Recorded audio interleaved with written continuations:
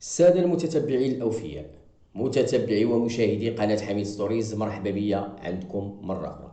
للأسف الشديد كلنا كمغاربة شفنا الفيديو اللي راج على وسائل التواصل الاجتماعي ديال ديك العصابة اللي اعتدت بالسيوف على أحد الأبطال المغاربة، أنس. فعلا أحد الأبطال من ذوي الهمم اللي كان واقف بوحدو في الحومة ديالو اللي هي بن سودة، اللي هي الحي الشعبي بن سودة، وتم الاعتداء عليه بطريقة وحشية. 5 الأشخاص كلهم كيجبدوا في السيوفة وكلهم كيضربوا فيه كأننا نعيش في إحدى الدول أمريكا اللاتينية. فهل فعلا فاس مدينة الإجرام؟ إخواني أخواتي، كنا كنعرفوا بأن فاس أقدم المدن العالمية.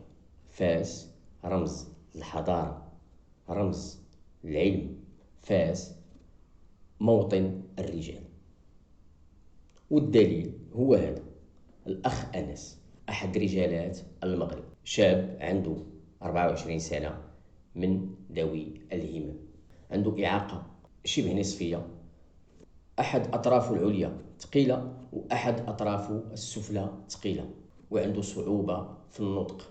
الإخوة ديالو اللي هما 6 ديال الأشخاص محوطينه دايرين به، زيادة على الأم ديالو الله يحفظها ليه، والأب ديالو الله يرحمه ملي كان حي، واللي توفى هادي ما كملاش واحد 5 أشهر. كانوا محوطينه لأن عارفينه إنسان بريء، عارفينه إنسان بريء، وملي كيخرج المجتمع والمجتمع ليس ببريء ولو يكون بحسن نية. هناك أطفال في الحومة ديالو أو لا في الحي الشعبي بن سودة يقدروا غير من طريقة الهضرة ديال أنس يتنمروا عليه، طريقة الهضرة ديالو، البراءة ديالو، الثقولية اللي عنده في الهضرة، الصعوبة اللي عنده في الهضرة، يتنمروا عليه. الأسرة ديالو عارفة الحالة ديال أنس، وديك الشيء علاش حوطوا عليه، ولدرجة أنه راه ما كيخدمش، لدرجة أنه ما يقدرش يمارس مهنة. عنده 24 سنة ولحد الآن لا يشتغل. ولكن واش استسلم للحالة المرضية اللي عنده أم أنه قاوم؟ هذا الشخص قاوم، هذا الشخص والعائلة ديالو مثال العائلة المغربية البسيطة، مثال العائلة المغربية الملتزمة المحافظة. الأم ديالو ملي توفى الأب ديالو ما كتخرجش من الدار مور العصر، باقة في العوايد ديال فواسة، باقة في العوايد ديال فواسة الحرار، باقة في العوايد ديال المغاربة الحرار.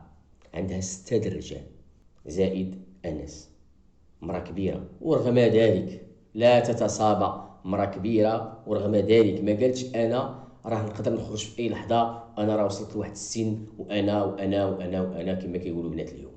هذه فاسية حرة.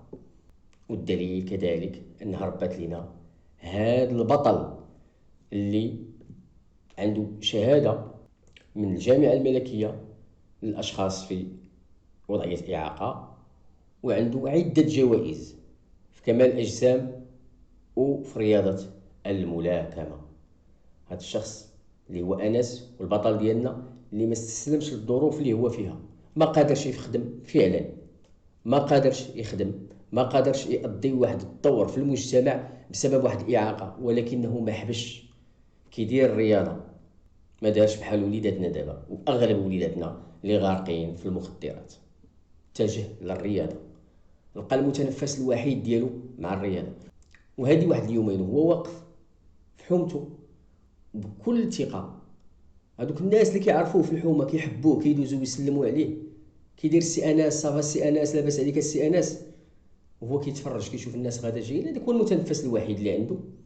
فإذا بواحد المجموعة ديال الأشخاص اللي هما 5 ديال الأشخاص واللي مكونين عصابة وهازين أسلحة بيضاء وكبيرة وكينهالوا عليه بالضرب فقط لأنه واقف، يعني بحال كيبان لهم صحيح هذا ما خافش منا. ما كيعرفوش راه كيسكنوا في نفس الحومة، كيسكنوا بن سودة. نهالوا عليه بالسيوف، ضربوه للراس، لدرجة أنهم كانوا غادي يضربوه للكرش، يعني كان بغى يصفيها له في خطرة. لولا لطف الله واحد فيهم قال لصاحبه صافي بارك عليه، يعني راه صافي، راه هلكناه ضربناه صافي بركة عليه، راه حنا ربيناه وزادوا مشاو بحالهم. شداتهم كاميرات المراقبة، رجال الأمن تدخلوا في الوقت المناسب، كيعرفوا أنس راه في الحومة، هذيك الكوميسارية اللي في الحومة كيعرفوا أنس، عيطوا له للإسعاف، جات داتو الإسعاف وقاموا بالإجراءات وبداو البحث ديالهم، وجابوا 3 من دوك الأشخاص وجوج راهم باقيين في حالة فرار. شحال من واحد منا كيسول سؤال، الإجرام منتشر بسبب البطالة وبسبب المخدرات وبعدة أسباب. الأجهزة الأمنية كتقوم بالدور ديالها. الخلل فين كاين؟ الخلل كان في الإرادة السياسية. هاد الأحزاب اللي كيجيو يدقوا علينا في وقت الانتخابات وكنشوفوهم غير في وقت الانتخابات، خص يكون ضمن البرنامج ديالهم الحد من هذه الظاهرة والبحث على الشباب عن فرص للعمل. كنظن هاد الحادثة اللي وقعت لأنس فيقاتنا مرة أخرى وقالت لنا بأنه فاس راه ماشي عاصمة الإجرام، وحنا نحشمو نسمعوا على فاس أنها مكلاسية الأولى أو الثانية أو الثالثة في الإجرام في المغرب. هادشي كيضر في الخاطر. فاس عاصمة العلم، فاس وجه المغرب على برا، الناس على برا الأجانب أو مواطنين الدول الأخرى مني كتقول لهم المغرب بين الرموز اللي كتبان لهم قدام عينيهم مدينة فاس، مدينة فاس العريقة. كنتمنى أن مدينة فاس ما تمشيش في هذا المنزلق هذا وترجع كما كانت منارة للعلم في العالم الإسلامي ومنارة للعلم في العالم. السلام عليكم، وتحية خاصة للأخ أنس البطل أنس.